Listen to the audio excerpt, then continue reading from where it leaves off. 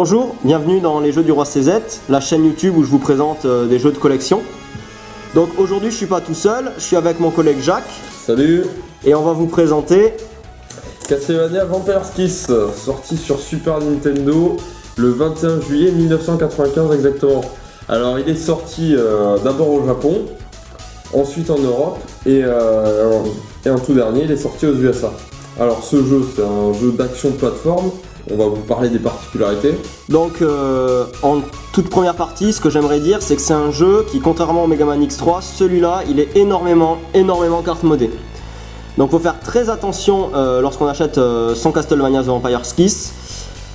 Premièrement, comment reconnaître un carte mode? Donc il y a une grosse partie des cartes mode qui est passée, des cartes mode de boîte en tout cas, où en dessous du logo Super Nintendo ici, il y a marqué PAL version. Il n'y a aucune version officielle de Castlevania Vampire Kiss où il y a marqué PAL version, donc ce sera que des repros de boîte, ça c'est sûr et certain. Bon après, comme d'hab, faut que le... Alors je sais pas si on s'en rend bien compte à la caméra, mais il faut que le violet, il est quand même assez vif quoi. Il y a quand même beaucoup de cartes mode et de reproduction où le violet qui est ici, il est vraiment terne, il est terne dégueulasse. Là c'est sûr c'est pas une version originale, et comme pour tous les jeux, le logo Nintendo qui doit être brillant, c'est pas quelque chose qu'on peut faire avec une imprimante normale, et le bleu du logo SNES qui doit être bleu ciel et pas bleu foncé. Donc au niveau de la version, c'est une version EUR, donc c'est la même pour toute l'Europe, donc EUR. Au verso de la boîte, c'est multilingue, donc il y a vraiment toutes les langues, hein, français, anglais, allemand, néerlandais, italien et espagnol. Voilà, donc une des particularités que mon pote Jacques, ici présent, m'a fait remarquer, c'est que dans le descriptif en français, ce que vous voyez, ils se sont trompés, à la place de marquer Dracula, ils ont marqué Dracule. Et si vous regardez bien, c'est la seule langue où ils ont marqué Dracule. Dans les autres langues, il y a bien marqué... au prix de la boîte auquel se vend le jeu, une faute comme ça, ah bon. ça se trompe, non mais... à l'époque... Ouais. Et voilà. Donc toujours est-il que le jeu se trouvait il y a quelques années, on va dire en 2007-2008. Allez, on pouvait le trouver aux alentours de 200 €.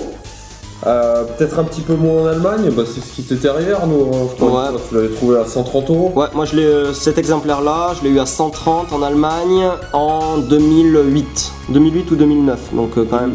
Ouais, donc juste avant, on va dire il y a plus de 5 ans quoi. Ouais, c'est ça. Il y a plus de 5 ans. Même 8 ans. Okay.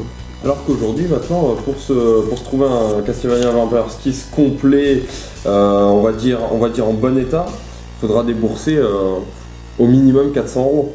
Après, si on veut aller dans un état mint, donc un état vraiment proche du neuf, on peut aller jusqu'à 700, 750 €. On l'a vu partir à plus de 700 €. Ah oui, en enchère. Parti.